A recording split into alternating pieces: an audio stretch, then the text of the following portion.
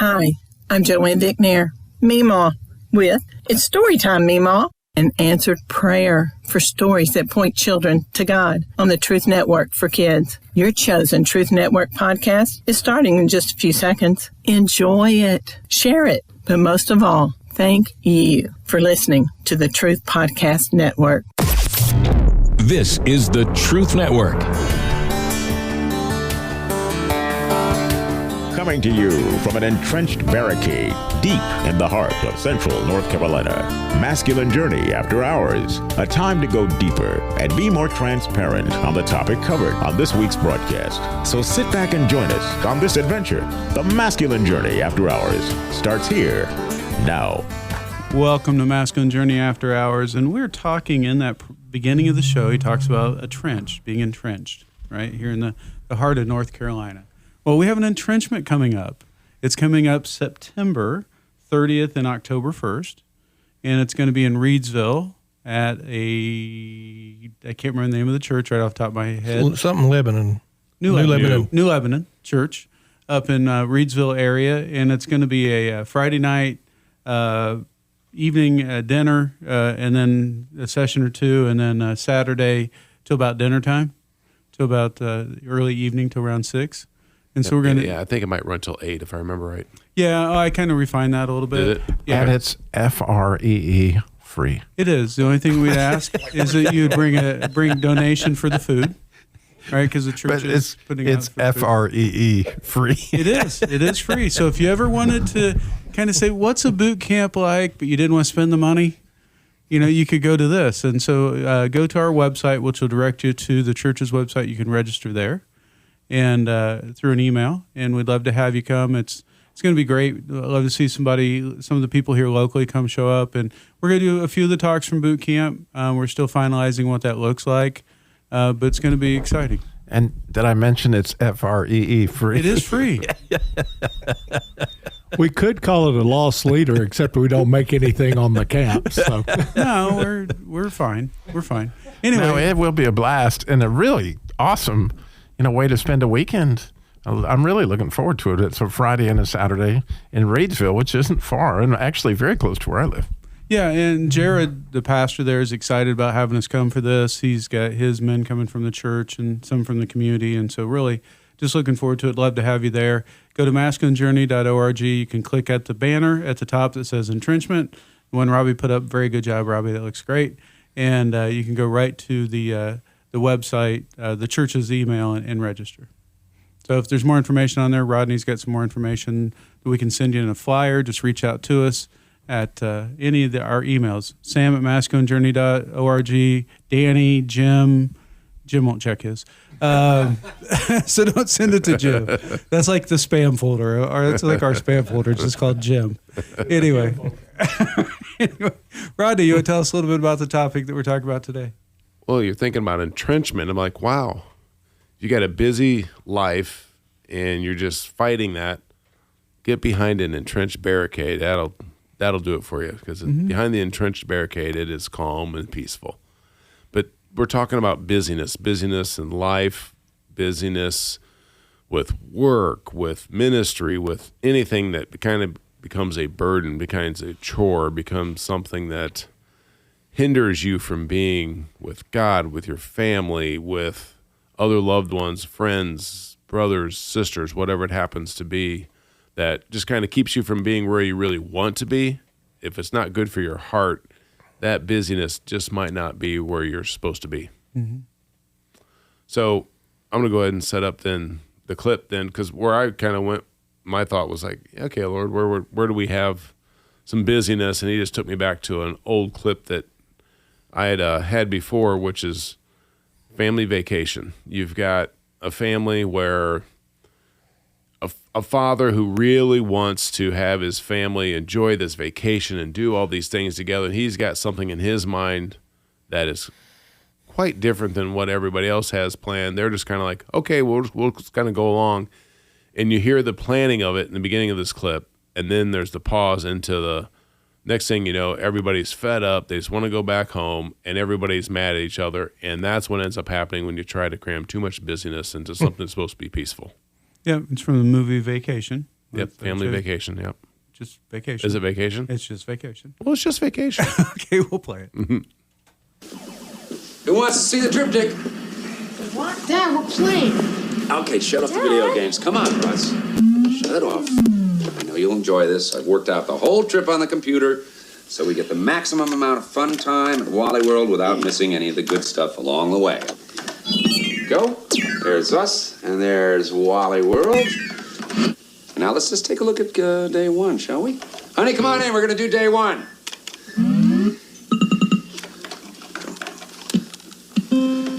Okay, now there's the family truckster as we leave Chicago.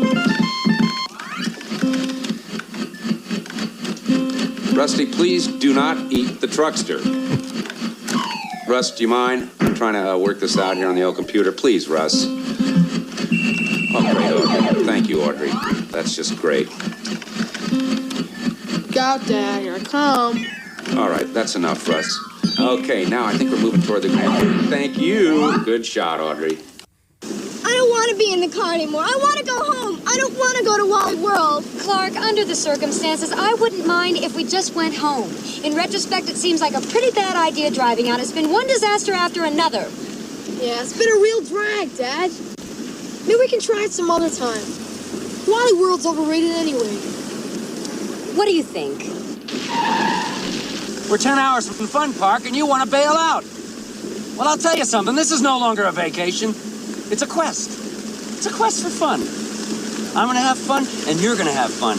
We're all going to have some fun. We'll need plastic surgery to remove our spiles. You'll be whistling zippity-doo-dah. I got to be crazy. I'm on a pilgrimage to see a moose. Praise Marty Moose. Dad, you want to ask her something? Don't touch. Don't touch. And the Oscar for editing, because anything that you use from that movie has to be severely edited. Yes, it does. Even for after hours, it has to be severely edited. There's a lot of editing. So let's everybody raise their hands if they've ever been there where they've had that fight and that argument during the middle of their vacation. Oh, I'm going home. I'm done with this. I'm tired. I'm out of here.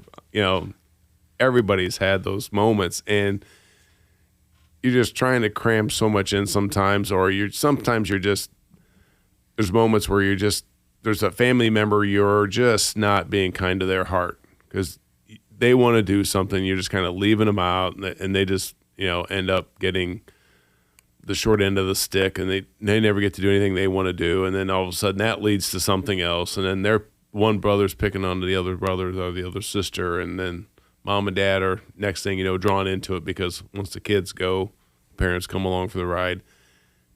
If we could just figure out ways to just go back to having nice, relaxing vacations, everybody I talk to, they're cramming so much into their days off.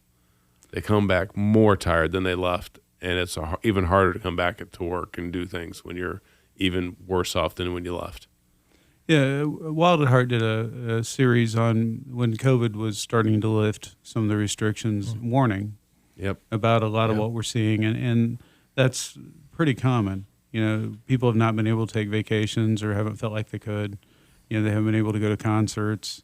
You know, Indianapolis 500 had 325,000 people there for the first time in the last, 3 years or since COVID began. You know, things are coming somewhat back to normal, and people are just hungry, and they're overdoing, they're outreaching. But even before that, they did a series, Wild at Heart did a series called The Spirit of the Age. It's a really good Audible download that you can listen to from them. I'd encourage you to go do that. You can become a tribe member for free and go listen to any of their resources. But that's a good one, and it really touches on this topic in a lot of ways we haven't today. You know, and we're touching on things they didn't touch on, but it'd be good to go listen to that if you have an opportunity. Jim, it's your clip now, and wow, last week we had, no, I'm just kidding.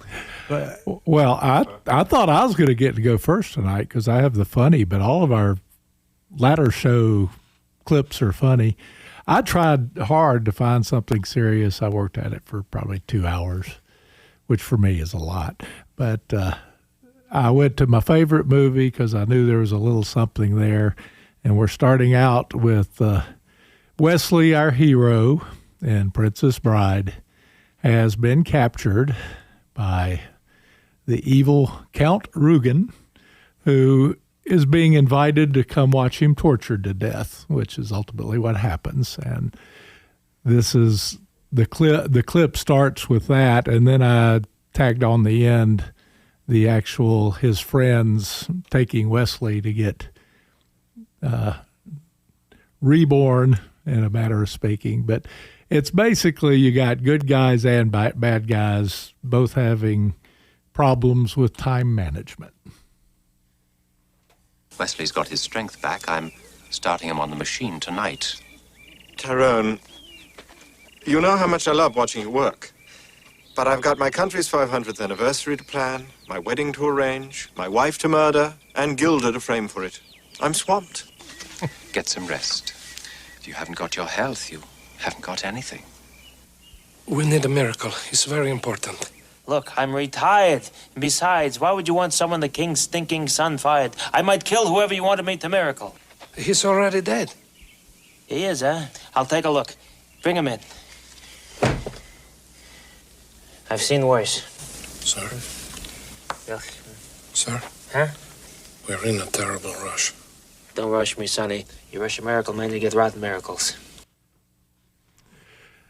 That's, when I looked at this topic, I got to thinking more and more about it, and I said, well, everybody, whether they're in the kingdom of God or not, has the same problem with busyness.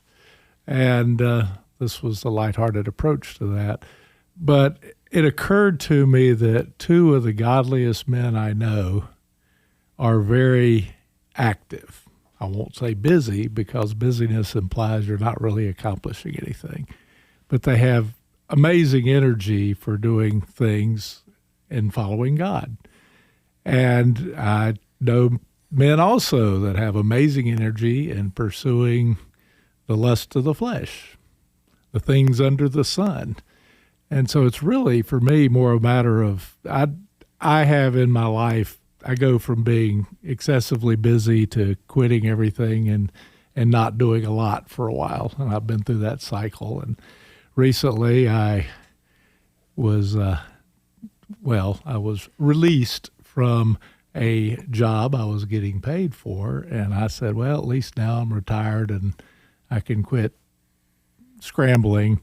And I've been scrambling more after that and doing what I was doing before, but now it's for free and it's far more rewarding and actually busier, at least for the time being, than it was before. And it's much more meaningful. So I think our real goal is to find the sweet spot with God where we are doing what he's saying, whether we don't want to be busy, that's not the big deal. We want to be where he's got us, whether it's a peaceful time or an extremely busy time. Active. Extremely active time, yes. Yeah. To use your words. And so why is busyness bad? Right? Well, absent of God, why is busyness bad? Because the enemy knows that eventually you're going to wear down. And when you wear down, your choices aren't very good most of the time. What's the old adage? I'm trying to remember. When people struggle, it's a hold, heart. I'll think of it in a minute. But it's when they're hungry, they're tired. Hungry, angry, lonely, and tired. Can you say that in the microphone? Hungry, angry, lonely, and tired. Halt. Halt. Yeah, I said halt. Yeah, it was close. It was halt, right? Hungry, angry, lonely, and tired. And so doesn't busyness produce most of those in one way or another? And so the enemy knows when he can get you to those places where you're hungry, angry, lonely, tired, you're going to fall real easy. And when you fall, it takes your family a lot of times, it takes your friends, it takes other people.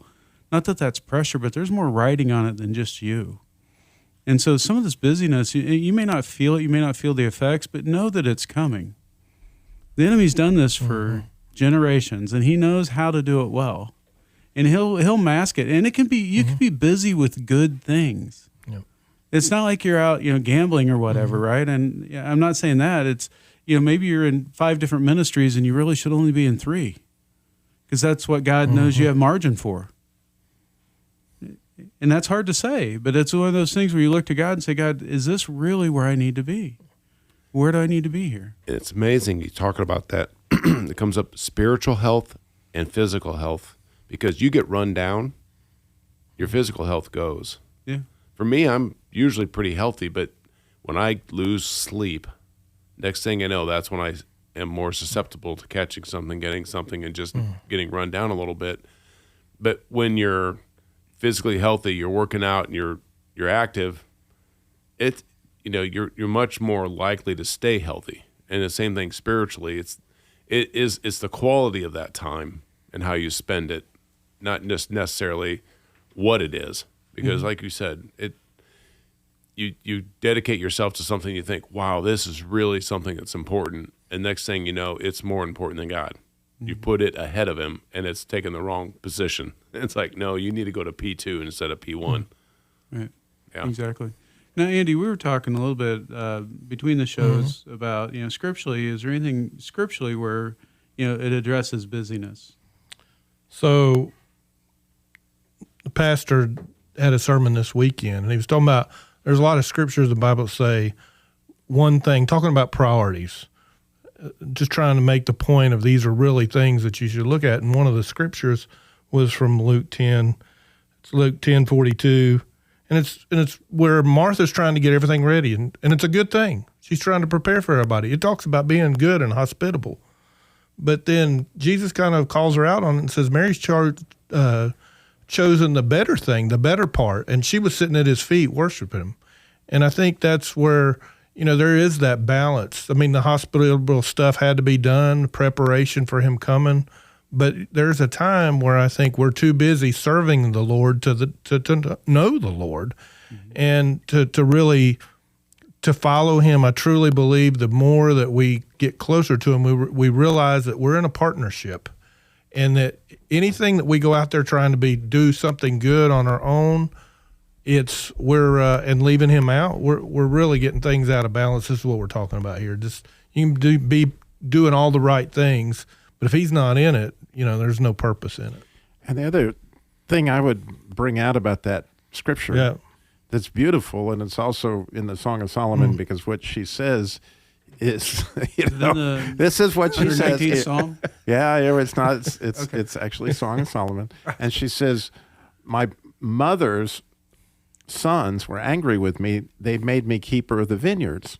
Well, see, that's what Martha is not only taking her busyness to the next level, she's trying to pull the person that's getting it right, back into her deal. And so often you may be, attempting to get in your own vineyard and sit at Jesus's feet, but you got a whole bunch of other sisters that are going to get angry with you because you're just not producing. You're sitting on the bench. Right. You need to get in the game. I can hear all the speeches. Yeah. Right. And you've heard them. And it's a real opportunity sometimes if you've managed somehow or another to get in your vineyard to then realize that, wow, some really good intentioned sisters are going to be really angry at you in order to get you to work in their vineyard. That's true.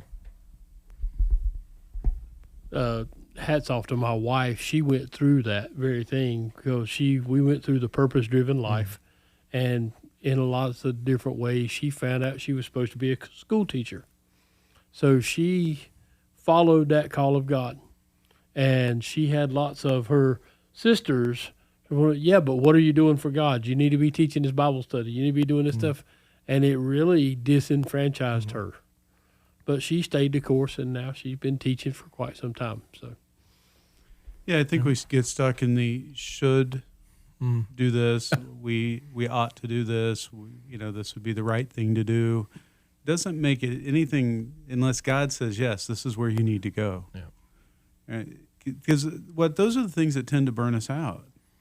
Yeah. It's not the things that we tend to be passionate on. It's the things that we take on in addition to that.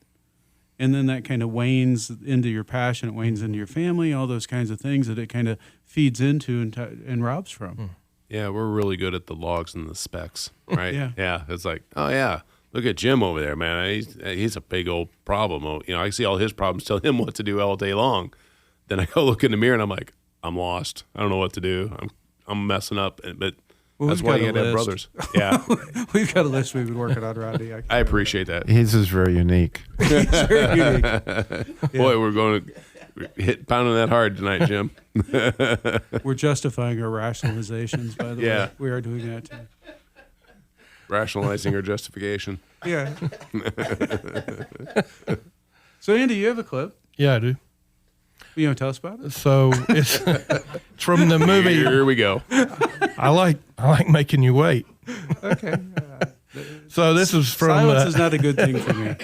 This is from the movie The Great Outdoors from a while back. John Candy is the character Chet in here, and he's with Roman, the Dan Aykroyd character. But basically, Chet is wanting to get out into the great outdoors and get some relief and from the busyness of life, and sees the value in that.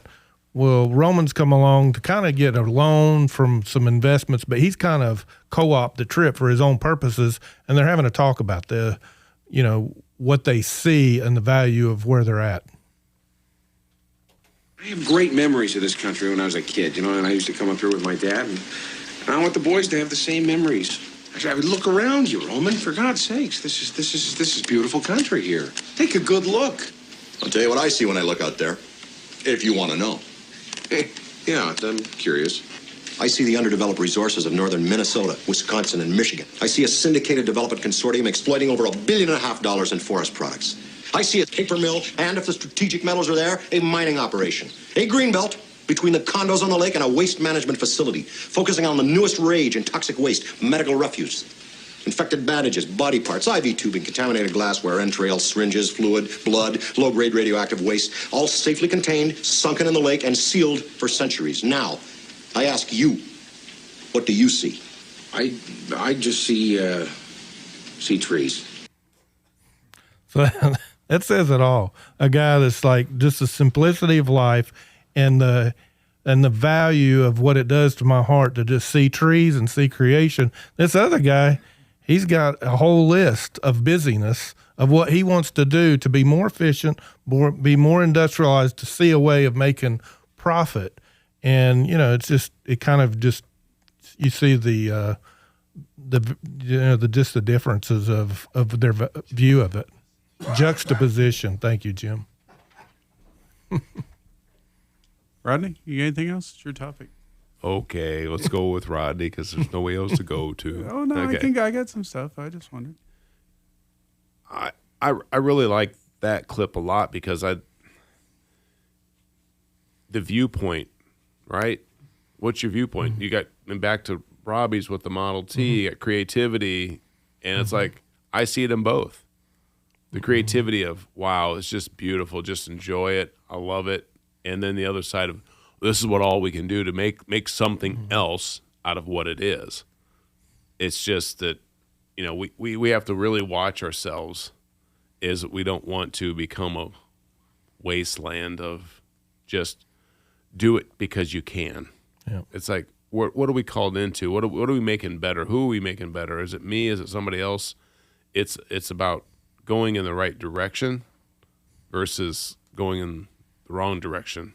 And if you're going towards God, you're in it with God, yeah, it's a good thing. But if you're going to take off down a road and path, it's like, no, this is mine. This is what I do. And I own this.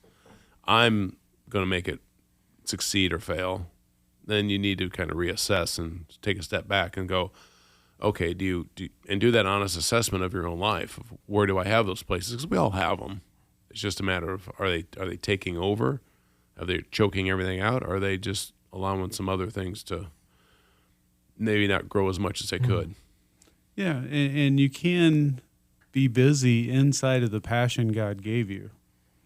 We can try to outrun God instead of waiting on Him to lead and guide, and that's what happens with a lot of ministries is God gives them the idea, He plants the seed in their heart, and then they forget who gives the sun and the water and the fertilizer to it, right? And they try to do it all on their own, and it ends up just they can't sustain it. Yeah, the old "apart from me, you can do what?" No thing.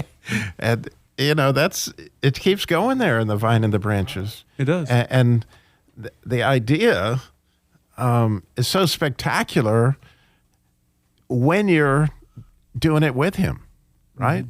Mm-hmm. And what an adventure, whether it's, making a sanitation dump under a lake. If you were doing that with God, I'm sure it would be absolutely, and you'd be reaching people and doing all those kind of things.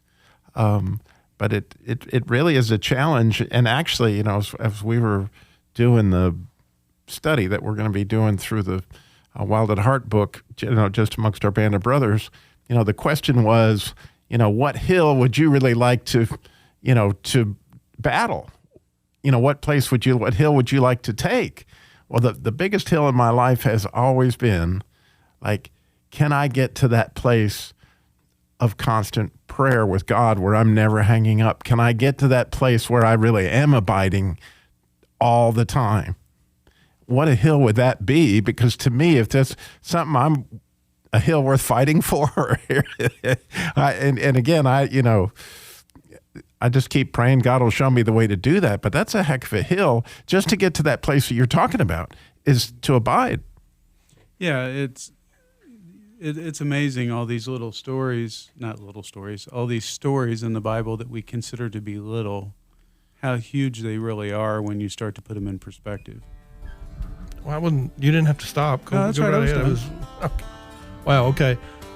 I don't know, now that the music's playing, I'm going to kick it back to you. Well, we got a minute, so you can go ahead and I don't know. I just got a trip coming up. Really planning it out to the nth degree, what used to get me in trouble, but a lot of it I believe God is leading me into. I want to accomplish a lot, see a lot of family, have a lot of goals. Obviously, I'm holding on to it loosely, though, and leaving some flexibility for God. But, I have a sense as you walk in this longer of when you're overdoing it and when you're doing the right amount, and then staying connected to Him. I think you get some discretion on where to go. Well, you'll walk with God, and I know you'll have a great time. Go to masculinejourney.org, register. This is the Truth Network.